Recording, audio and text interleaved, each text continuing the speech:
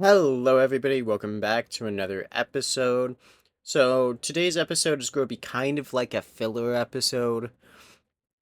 Basically, I just need to get energy done. I need power, and since I want to use mechanism mod, since that's what I am not only most, whatchamacallit, familiar with, but also mechanism mod is pretty good for power, at least for mechanism things. So, because I know how it works and because I know what I need to do, I decided that that's the one I was going to do. Oh, so I'm going to like slightly change up the format for like next episode. I'm going to have it be more like live talking versus post edit, and I'm going to hopefully have better commentary because of it, but we'll see. Anyways, we'll go through this kind of fast because it's not really too interesting to watch, if I'm not gonna lie to you. Uh, but it did happen, so congrats, you guys get to see it happen. So, what I wanted to do initially, because I've never done it before, was I wanted to make the mechanism boiler, and I wanted to boil a bunch of water using the mechanism boiler to make steam to power a turbine to make power. So that's what we went ahead and did. Oh, so we got all of the these from last episode, which is pretty nice. They're getting us redstone and stuff. Uh, to build the mechanism machines, we kind of need a big area, and I thought that stone bricks looked pretty nice for this. I didn't want to like really farm a bunch of dirt for this, to be honest, because farming dirt is just like 10 times as long as me just using my cobblestone generators to make stone. So I went ahead and did this. Oh, so I think it looks better with the mechanism machinery to have stone bricks than it does for me to have dirt. We need a massive area though. We want to make the biggest size turbine, 17 by 17 by 18, because the bigger the turbine, the more efficient it is. So you get more power for the steam that you put in, which is really good. And of course, we want as much power as we can get. So that's exactly what we're going to do. Make the biggest one we can. Then we ran into this guy, which is a guy, since I'm not really familiar with most mods, especially not Ars Nouveau, um, yeah, I have no clue what this is. He looks kind of fun. He doesn't move, like, at all. He just kind of chills there with, like, his beard and stuff, and it's kind of funny. So, yeah. Oh, so I started trying to get some, netherite by using crushed blackstone. So, yeah, and then you get you get blackstone pellets back, and then you can make those back into blackstone. And usually you lose about like one or two blackstone doing through this process, which means you can do this process quite a bit with like a stack of blackstone, because then you go from, 64 blackstone to 62 blackstone and etc etc. So it's like surprisingly renewable. As you can see, we went from 16 to 15. So yeah, netherite is probably not going to be too difficult to get, simply for the fact that you don't actually have to get that much blackstone to get it. So we have a fun little thing that's happening. All the animals are slowly pushing each other off the cliff. So we're left with 3 pigs, 2 cows, a single chicken, and a single sheep. So probably gonna have to do that thing again where we kill all the mobs and get the farm animals back. Actually, I probably should just kill them right now if we're planning on doing that. And then I can just, whatchamacallit, eat them. Tasty, nom nom. And then we can get new animals. So yeah, that's probably my plan. Then, as you can see, we have the outline of the turbine. We are making a bunch of steel with the enrichers, and yeah, we went through so much coal getting the amount of steel that we needed for this. I underestimated how much a full size turbine costs. It costs a lot. You need so much iron, you need so much steel. It's actually crazy.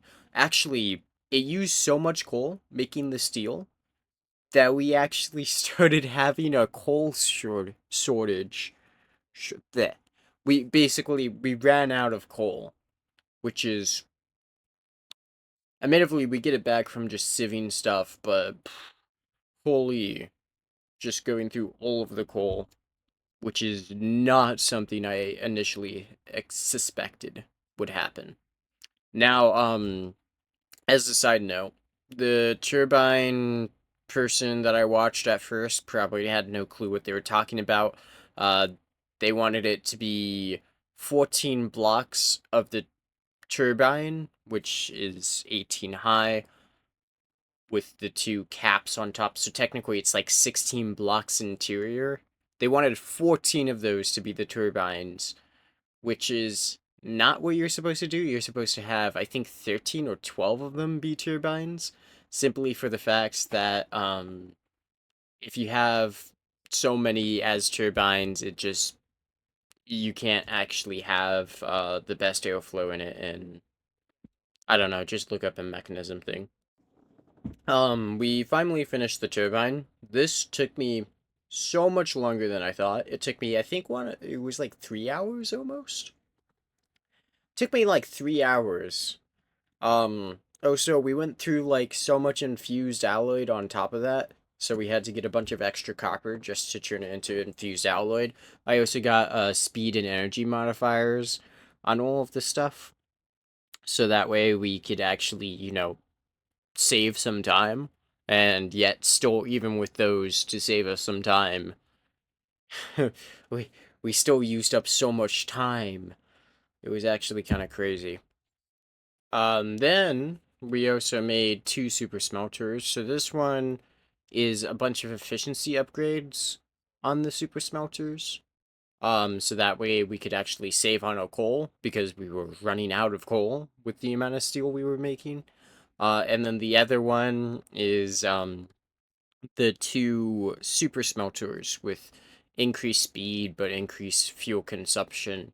And uh, yeah, this might be partially the reason why we lost a lot of coal. Since smelting a stack costs 2 coal blocks. Yeah, that's quite a lot. And it costs what, like 16 coal if you instead use coal? Uh, at this point in time, we did actually get some coal back. We have 24 stacks, but by the end of this, we use it all up again, so don't worry about that. So then we went ahead and made the boiler. At this point in time, I did not know that size matters. That being, smaller is better. As the bigger you have it, actually the less efficient it is. But with the exchange of it can boil more water at a time. I did not know this, so I went ahead and made it kind of semi-big, thinking, the bigger it is, the better it is, the same as the turbine. Turns out that is not the case. I went ahead and used some wood burners, and the tutorial I watched said that the best way to heat it up is using the resistive heater, which is the one that you use energy to activate. That's why you see it next to the wood ones. Wood fuel wood heater. Why did they name it that? I'm just gonna call it the wood burner from now on. So anyways, I was told that one was the best one to use for this.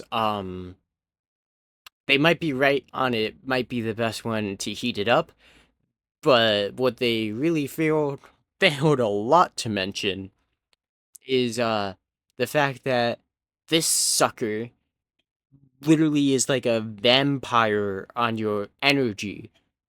And just the amount of energy it gets back from the amount of heat it produces to make it into steam is minimal at best. It is massive loss of power, to be honest. At least the wood burner ones last quite a while with like fuel. So over time, they actually do make you an okay amount of energy. the recursive one just straight up uses power, and it's super inefficient. On top of that,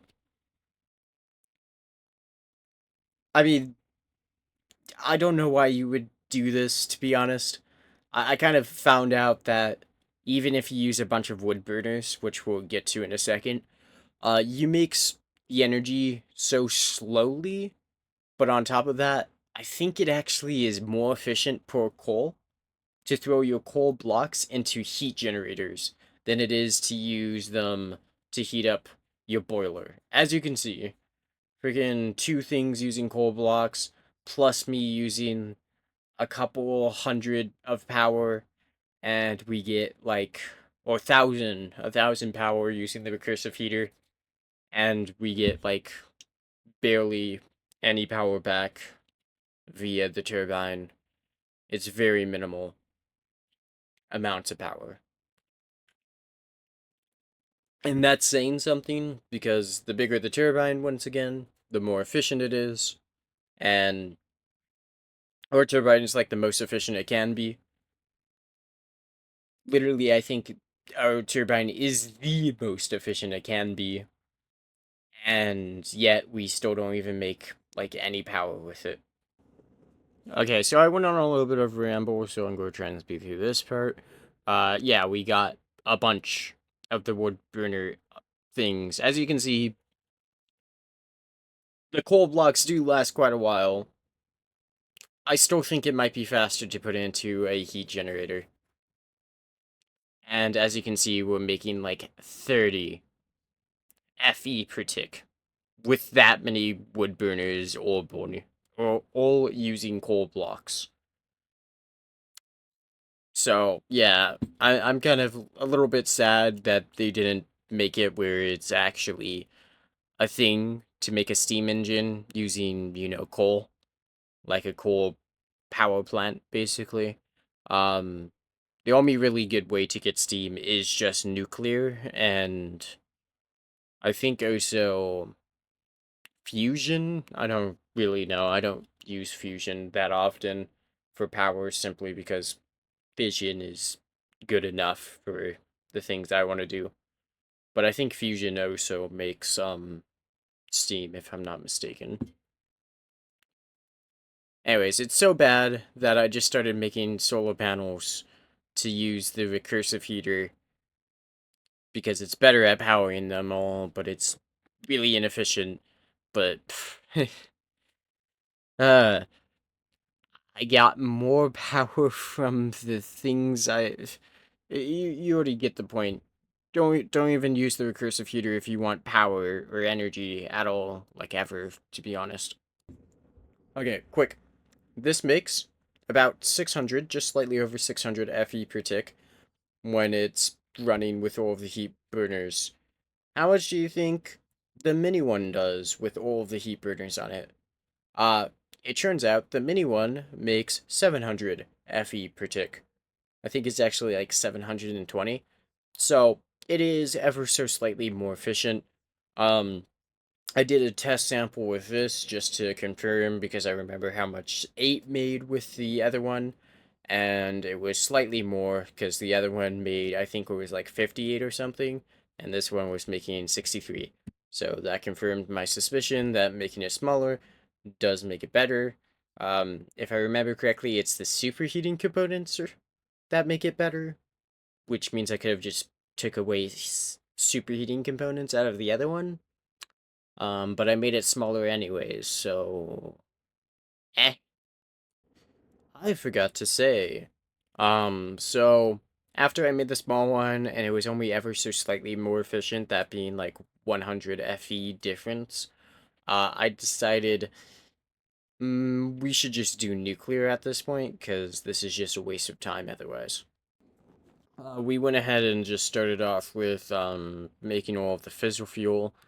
We made a machine that just automates the entire process of fissile fuel, as you can see, where you just throw the things in the chest and it does it. However, the sulfuric acid using sulfur does not automatically go in, which annoys the absolute shies out of me, and no matter what I changed, it would never, the sulfuric acid would not go in.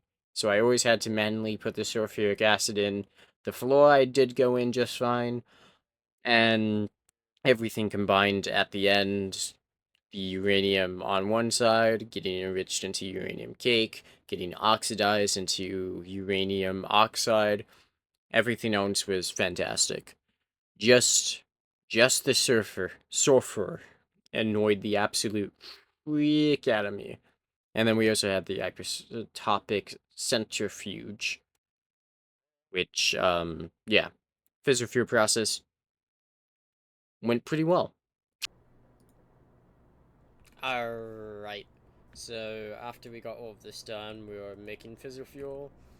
Um we also got the nuclear reactor done. We put it where the boiler was. We don't need the boiler.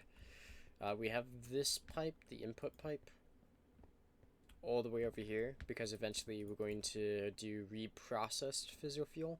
So we're going to take the nuclear waste, make it back into fuel, and then send it right back through. It is for every 500 millibuckets, you get 400. I mean, yeah, every 5,000 millibuckets, it's 4,000 back. So it effectively increases the life not by 80% because you can keep doing it over and over and over again. So it extends the life by quite a substantial margin, which is just a bunch of free extra fuel. We're waiting for this pipe to hopefully fill up. Hopefully. And, yeah. As you can see, this already filled up, so this is pretty good. This system, I think, works the way I think it should. So this is for damage. This is also for damage. This one's for critical waste levels.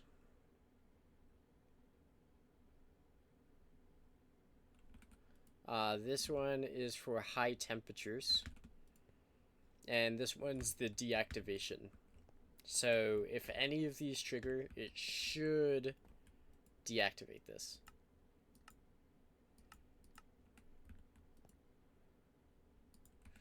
So this should be deactivated as soon as that happens.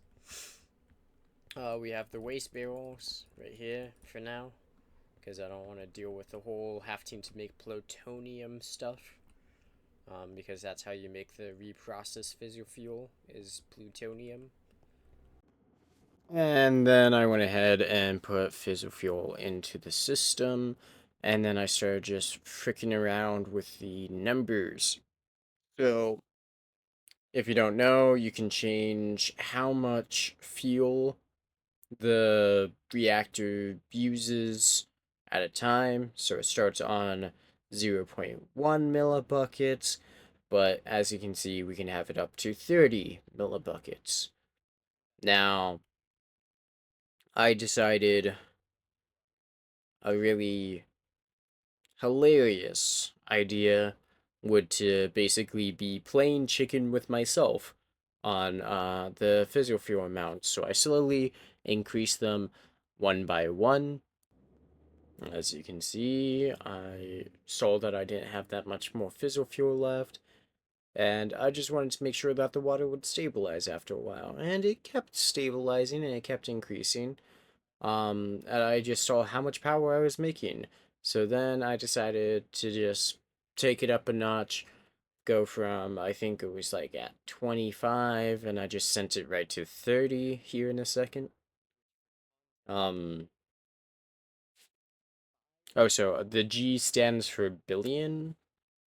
I don't know why they didn't put a B, but they decided B's are for losers, I guess, and decided not to put it in there. So then I went ahead and made this system. So basically you can make sulfur oxide and then sulfur trioxide, or sulfur dioxide, then sulfur trioxide, and then turn that into sulfuric acid instead. which makes your sulfur go from making 2 buckets of sulfuric acid per sulfur piece of sulfur to sulfur making 100 millibuckets of uh sulfur sulfuric acid. So yeah, it is what, like a 50 times increase on it. It just requires you to have a bunch of other annoying complex machines on top of this. So yeah, that's basically what this entire system is just make sulfur into sulfuric acid. Yep.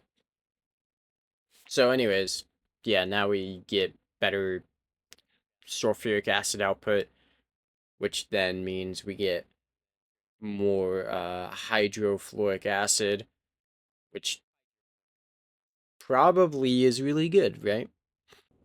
So you know how I've left the machine on really high amount of burn rate? Well, if you remember correctly, I was slowly inching it back up, right? Um, yeah. There was a reason I was slowly inching it back up, so that way the amount of like water in the system would sustain it. Um, yeah, when I put it in, I forgot that the nuclear reactor is instantly active when you do that. And you want to guess what happened?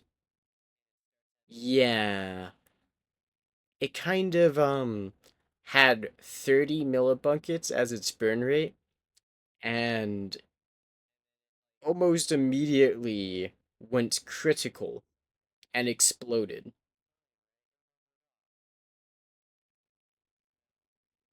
Okay, I forgot that loading terrain takes like 5 years. Yeah. So,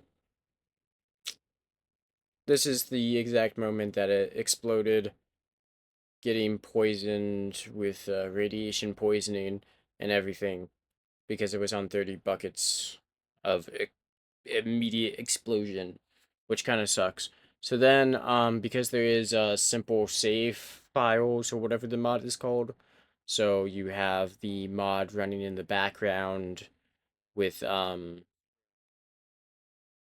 save files. I went ahead and tried to load back the save. Um,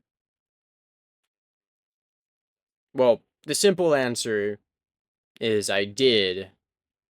The long answer is I loaded back a save right before it happened, when I logged out like that. So we'll skipped over to me realizing that. So this is just me loading the save file.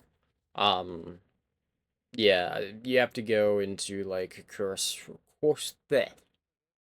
Forge, open the mod file, and then freaking open the world and grab the backup, and then you have to drag it into like the save file, and it's an entire thing.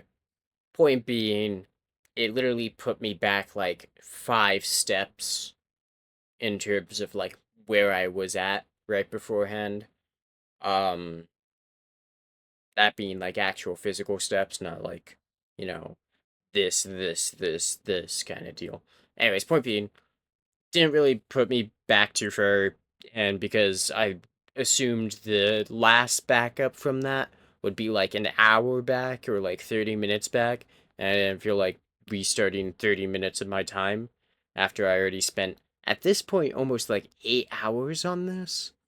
Um, I went ahead instead just used a LAN and cleared out the radiation. I left the reactor as it was. I didn't cheat in any blocks or anything. I just cleared the radiation. And the only reason I did that is because mechanism radiation takes 5 billion years for it to just go away on its own. And I know it's meant to be like at least half realistic, but it's so annoying in terms of like a gameplay thing of just like this entire area you can't do anything in for like the next 5 business days kind of deal. And I didn't feel like AFKing for like 10 hours. So yes, I just used the command slash clear radiation. And as proof, here it is, me in the land. I switched into creative mode temporarily just so that way I didn't die to the radiation poisoning and the radiation that's literally everywhere. Um, so there you go. There's the slash removal radiation. And then I still had radiation poisoning myself, and because I didn't feel like losing my levels, because I had quite a bit of levels, I eventually also figured out how you clear radiation off yourself, which is just slash heal radiation poisoning. No, slash heal radiation, not even poisoning. So that way I wouldn't lose my levels. So yeah, that's what I've been up to. To be fully transparent also, I recorded this like freaking 2 days, 3 days ago. Um, it didn't take me that long to record. I mean, besides the fact that it took me like 10 hours. And then it took me like an additional hour figuring out how to actually do the save file stuff. Um, but to be honest, I got a little bit tilted after I accidentally blew up my nuclear reactor, so I haven't touched the game in like 2, 3 days. So, yeah, I'm going to be recording an episode now, right after I finish with this. I just figured I should edit this beforehand. That's also why I kind of made it fast, so that way I can immediately, get on that. Um, Anyways, yeah, we now have a nuclear reactor. It's broken, so I'll have to fix it again. I'll probably fix it off camera just to make it simpler. So the nuclear reactor immediately off the rip will be fixed. And yeah, I hope you guys enjoyed the mini episode, I guess. The filler episode of interestingness.